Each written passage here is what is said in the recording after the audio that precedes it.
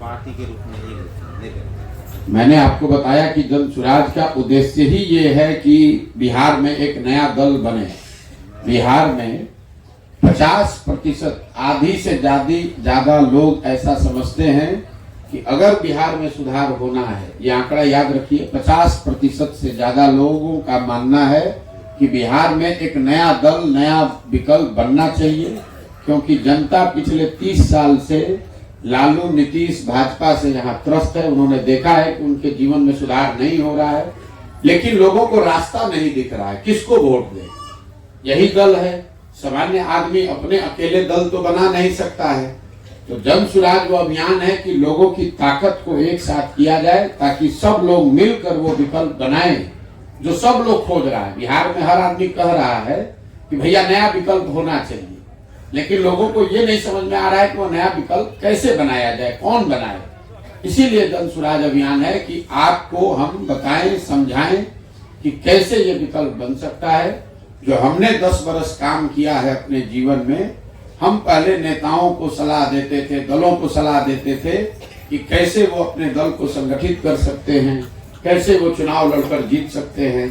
तो जो काम हम पहले दल और नेता के लिए करते थे, वही काम हम बिहार की जनता के लिए कर रहे हैं कि अब आप लोग कैसे साथ में आइए और कैसे नया दल बनाइए। हमारे सलाह से नेता जीते, नेता के बच्चे जीत गए।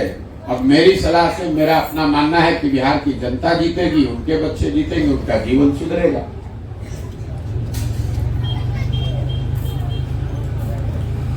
सर, मेरे को सवाल है, कुछ पब्लिक डोमेन के हैं, कुछ अपने हैं। बोलिए।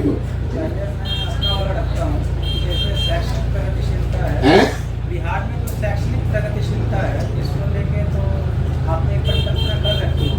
गवर्नमेंट जनता की तरफ से इस तरह ऐसा होगा जैसे गवर्नमेंट एजुकेशन होता है और कॉन्वेंट एजुकेशन होता है। कॉन्वेंट को दरकिनार करके गवर्नमेंट एजुकेशन इस तरह की प्रगतिशीलता है। सरकार, पहले आपका सवाल है कि बिहार में जो शिक्षा की व्यवस्था है वो इतनी खराब है, उसको सुधारा कैसे जाएगा। पहले आप ये समझिए कि बिहार की शिक्षा व्यवस्था खराब है क्यों। बिहार की शिक्षा व्यवस्था इसलिए नहीं खराब है कि यहाँ शिक्षक पढ़ा नहीं रहे हैं। ये लोगों का ऐसा लगता है, लोगों को कि यहाँ शिक्षकों की गुणवत्ता अच्छी नहीं है, इसलिए पढ़ाई नहीं हो रही है। कुछ लोग ये बताते हैं कि भैया स्कूल में यहाँ खाली खिचड़ी बट रहा है, पढ़ाई नहीं हो रहा है। इसमें भी सच्चाई नहीं है। अगर खिचड़ी बटने से पढ़ाई नहीं होता तो बिहार के कॉलेज में तो खिचड़ी नहीं बट रहा है, वहां पढ़ाई क्यों नहीं हो रहा है। अगर शिक्षकों की गुणवत्ता की वजह से पढ़ाई नहीं हो रही होती तो दरभंगा के सीएम साइंस कॉलेज में तो नियोजित शिक्षक नहीं पढ़ाता है, वहां क्यों नहीं पढ़ाई हो रही है।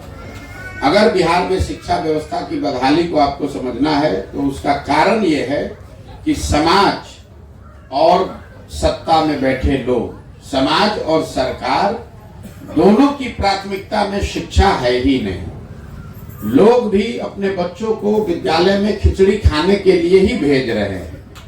आप अपने बच्चे का नामांकन किसी कॉलेज में पढ़ाई के लिए नहीं करते हैं, डिग्री के लिए करते हैं कि बीए का डिग्री मिल जाए, एमए का डिग्री मिल जाए। बिहार की शिक्षा व्यवस्था एक पंक्ति में स्कूलों से खिचड़ी बांटने की व्यवस्था है और कॉलेज से खिचड़ी बांटने की व्यवस्था है। पढ़ाई दोनों में कहीं नहीं हो रहा है। स्वाभाविक तौर पर जब यहाँ बच्चे पढ़ेंगे ही नहीं तो वो डॉक्टर, इंजीनियर, कलेक्टर तो बन नहीं सकते हैं, उनको मजदूर ही बनना पड़ेगा। इसीलिए बिहार में आपको दिखता है कि जो ज्यादातर लोग तो पढ़े लिखे नहीं है, स्कूल में कुछ क्लास पढ़ा और जाकर मजदूरी कर रहा है। लेकिन जिनके पास डिग्री है उनके पास भी पढ़ने का उनके पास भी नौकरी रोजगार नहीं है, क्योंकि उन्होंने शिक्षा नहीं हासिल की, उन्होंने डिग्री हासिल की है। बिहार में समता मूलक शिक्षा नीति बनाने के नाम पर जो व्यवस्था बनाई गई है, इसमें हर गांव में स्कूल के नाम पर भवन बना दिए गए, लेकिन जहां विद्यालय का भवन है वहां पढ़ाने वाला शिक्षक ही नहीं है।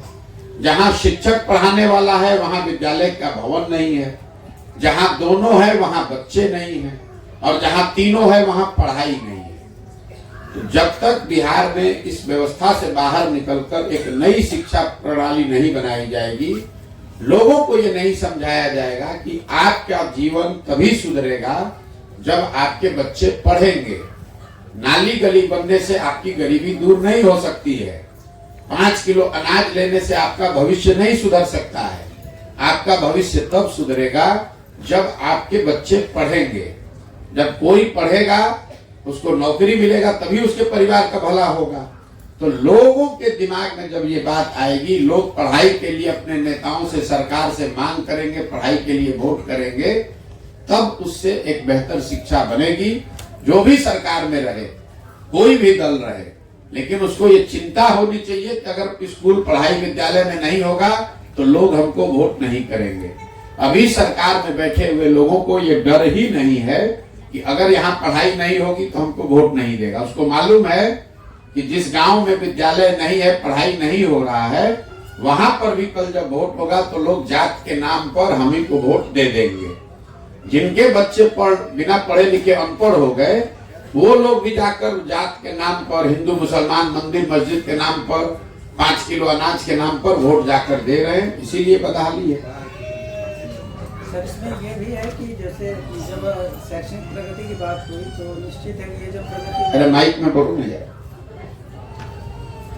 हेलो, ये भी निश्चित है सर कि जैसे शैक्षणिक प्रगति चलेगी तो पलायनवाद रुकेगा और आर्थिक आत्मनिर्भरता के बाद तभी जो है वो संभव हो सकती है। ठीक है, अब इसमें एक सर सड़क भी आ जाती है, जिसको लेके था काफी दिनों से था प्रश्न और कई मंचों से रखा था कि यहाँ जितने एसएच हैं सब में वन वे है नहीं।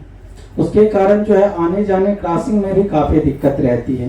ये सवाल उठाया जाता है तो इसको मटिया मीट कर दिया जाता है। अरे भाई देखो, ऐसा है, आप पत्रकारिता करते हैं, हम 12 जिले से पैदल चल के आ रहे हैं।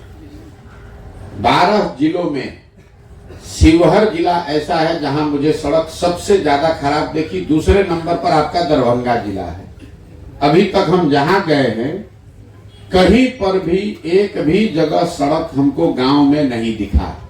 आप 1 वे 2 वे का बात कर रहे हैं। अभी हम 2 दिन पहले जिस प्रखंड से निकले हैं, हाया घाट में, लोग बता रहे हैं कि यहाँ पर ठेकेदार आया, सड़क बनाना शुरू हुआ, विधायक जी ने उससे 40% घूस मांगा, ठेकेदार छोड़कर भाग गया। अब लोग ऐसे मिट्टी पर घूम रहे हैं। बिहार, दरभंगा की मैं बात कर रहा हूं, अभी तक जितने प्रखंडों में हम गए हैं, जो सड़क की बदहाली मुझे दरभंगा में दिखी है, ये दूसरे किसी जिले से ज्यादा खराब है। शिवहर में इससे भी ज्यादा खराब है, लेकिन बगल में मुजफ्फरपुर है, मधुबनी है, वहां भी सड़क की स्थिति खराब है, लेकिन दरभंगा से ज्यादा सड़क खराब अभी तक हमको 15 महीना में कहीं नहीं दिखा है। बोलिए, अगर आपके सवाल हो गए तो फिर मैं जैसे सर, अरे हेलो, जैसे सर ये है कि मतलब जैसे सत्तारूढ़ पार्टी है वो कहती है कि जैसे हमारा सरकार गारंटी है, या गांव घर में भी देखते हैं कि अपनी समस्या के बावजूद लोग जो है नए विकल्प की तलाश नहीं करते और हमारा जन स्वराज उसी की बात करता है। तो जो पहले से माइंड सेटअप है उसको कन्विंस करने के लिए हम क्या करें? सिर्फ आपको नहीं बल्कि हम क्या करें, ये कहना। मेरे भाई ऐसा है, मैंने कहा ये आपका, यहाँ जितनी जनता बैठी है आप सब पत्रकार हैं। अभी हम बात करेंगे, इसमें से 100% लोग कहेंगे कि बिहार में नया विकल्प होना चाहिए। हम 4000 गांव में गए हैं, हर जगह लोगों से पूछते हैं नया विकल्प होना चाहिए कि नहीं। सब लोग कहता है भैया नया होना चाहिए। हम लोग त्रस्त हो गए हैं। अब जो गरीब आदमी है, लाचार है, गांव में रहता है, उसके पास साधन तो है नहीं, कैसे राजनीति करेगा? उसको समझ है नहीं कैसे दल बनाया जाएगा। तो जन स्वराज वो विकल्प है, जन स्वराज वो प्लेटफॉर्म है जिस पर आप अगर जुड़िएगा तो आपको प्रशिक्षण, आपको संसाधन, आपको व्यवस्था वो दी जाएगी ताकि आप राजनीति में आइए और सब लोग मिलकर नया दल बनाइए। जब देश आजाद नहीं था तो यही भारत के सारे लोगों ने मिलकर दल बनाया, अंग्रेजों से लड़ने की व्यवस्था बनाई, सब लोग एकजुट हुआ, अंग्रेज भागा। आज से 100 वर्ष पहले तो देश में ज्यादा गरीबी थी, ज्यादा लोग कम पढ़े लिखे थे, ज्यादा लोग अनपढ़ थे, लेकिन उसी गरीब अनपढ़ भारत के लोगों ने एक साथ मिलकर अंग्रेजों को भगाया कि नहीं भगाया? ये लोगों में, समाज में ताकत है। जरूरत इस बात की है कि कोई उनको रास्ता दिखाए ताकि सब लोग उस पर चले। कौन यहाँ बैठा हुआ आदमी है जो नहीं चाहता है कि उसके बच्चे को अच्छी पढ़ाई की सुविधा हो? कौन नहीं चाहेगा कि उसके बच्चे को घर पे बढ़िया भोजन मिले? कौन नहीं चाहेगा कि उसके बच्चे को रोजगार के लिए यहाँ घर परिवार छोड़कर न जाना पड़े? अब उसके पास कोई रास्ता नहीं है तो मजबूरी में किसी दल को वोट दे रहा है। जिस दिन लोगों को नया रास्ता विकल्प दिख जाएगा, लोग अपने आप उसको वोट देंगे।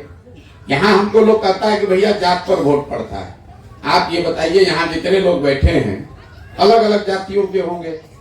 यहाँ पर एक जगह सोना रख दीजिए, एक जगह पीतल रख दीजिए, और लोगों को बताइए कि इसमें से कौन सा आपको चाहिए, तो लोग क्या कहेंगे? किसी जाति का है वो यही कहेगा कि हमको सोना चाहिए। आपको हमको उस विकल्प को सोना बनकर समाज के सामने आना पड़ेगा। अब दोनों चोर है तो चोर में जिसको एगो अपना जात वाला चोर है उसी को लोग चुन लेता है। गलती जनता की नहीं है भाई। दोनों नेता जो खड़ा है दोनों चोरे दिख रहा है, तो पब्लिक कहती है चलिए दोनों तो चोरे है तो अपना जाते वाले चोर को दे देते हैं। लेकिन अगर उसमें कोई ईमानदार दिखेगा, अगर दोनों में कोई एक ईमानदार दिखेगा तो जनता इतनी बेवकूफ नहीं है। अगर कोई ईमानदार दिखेगा तो जनता उसको वोट देगी। नरेंद्र मोदी को वोट लोगों ने दिया है ना बिहार में? नरेंद्र मोदी के जाति के कितने लोग बिहार में रहते हैं? एक भी नहीं। लेकिन लोगों ने ऐसा समझा कि मोदी जी को वोट देंगे तो हमारा विकास होगा, तो लोगों ने जाति धर्म से ऊपर उठकर वोट दिया उनको। अब उन्होंने काम नहीं किया वो अलग बात है, लेकिन लोग तो जाति से ऊपर उठकर वोट दिए ही है ना भाई। यहाँ जितने लोग बैठे हैं, मान लीजिए इसमें 100 आदमी अगर है, 100 में 40-50 आदमी तो मोदी जी को वोट दिया होगा, भाजपा को। वो 40-50 आदमी मोदी जी के जाति का तो नहीं है। सिर्फ जाति की बात नहीं है। मैंने क्या बताया, जब दोनों लोग चोर दिखते हैं, दोनों गलत दिख रहे हैं, दोनों एक तरह के दिखते हैं, तब आदमी ये कहता है चलिए दोनों तो एक जैसा है, अपना जात वाले को दो कम से कम। अगर एक आदमी अच्छा दिखेगा तो बिहार की जनता में वो समझ है, वो ताकत है, लोग आगे बढ़ेंगे, उसका सही चुनाव करेंगे। हर आदमी परेशान है। हम अभी 15 महीना से पैदल चल रहे हैं, तो कितना लोग कह रहा है भैया अपना घर परिवार छोड़कर ही 15 महीना से पैदल चल रहे हैं। लेकिन यहाँ पर बैठे हुए जितने लोग हैं, इनके परिवार के बच्चे तो 10-10, 15-15 बरिस से घर छोड़कर बाहर ही रह रहे हैं। कभी छठ में कोई शादी ब्याह घरे पड़ा तो 10 दिन 15 दिन के लिए आया। तो हमने 15 महीने से अपना घर छोड़ा है, तो आप हमको समझ रहे हैं कि हम बहुत महान आदमी हैं, साधु महात्मा हैं। आपका बच्चा 15-15 साल से बाहर रह रहा है। एक बार बच्चा यहाँ 20 वर्ष का हो गया, वो झोला लेकर चला गया मजदूरी करने। जब तक उसके शरीर में ताकत है उसको बाहर मजदूरी ही करना है। बीच में छठ में 10 दिन 15 दिन घर 1 महीना के लिए आया, बाकी पूरे जीवन उसको बाहर ही रहना है। देखिए आज जितने लोग बैठे हैं, महिलाएं बैठी हैं, ज्यादातर बुजुर्ग साथी बैठे हैं और छोटे छोटे बच्चे खेल रहे हैं। जवान लड़कों की संख्या इसमें बहुत कम है। और यही नहीं, 4,000 गांव में मैंने ये देखा। जवान लड़के कहाँ हैं? नवयुवक सब मजदूरी करने रोजगार के लिए बाहर चला गया। तो इनको भी तो अपने परिवार के साथ रहने का सुख नहीं है। आपका बेटा भी, आप बीमार पड़ गए, आपका बेटा भी तो आपके साथ नहीं रह रहा है। आपकी शादी हुई, आप भी तो अपने पति के साथ नहीं रहते हैं। आपको भी तो अपने बच्चों के साथ रहने का अवसर नहीं है। ये बहुत बड़ा त्रासदी है बिहार में। यहाँ परिवार कोई ऐसा बचा ही नहीं है, इक्का दुक्का परिवार को छोड़ दीजिए, तो ऐसा परिवार बचा ही नहीं है जिसमें पति पत्नी बाल बच्चे माँ बाप एक साथ रहते हैं। कोई ना कोई मजदूरी करने के लिए, पढ़ाई करने के लिए, दवाई करने के लिए बाहर ही गया है। परिवार एक साथ रहना, एक साथ खाना, एक साथ पर्व त्योहार मनाना, वो तो बात बीते 50 साल में कभी यहाँ हुआ ही नहीं है। वो बदलने की बात है, ताकि आप भी अपने बच्चों के साथ होली दिवाली मनाएं, आप भी अपने बच्चों के साथ मिलकर काम करें।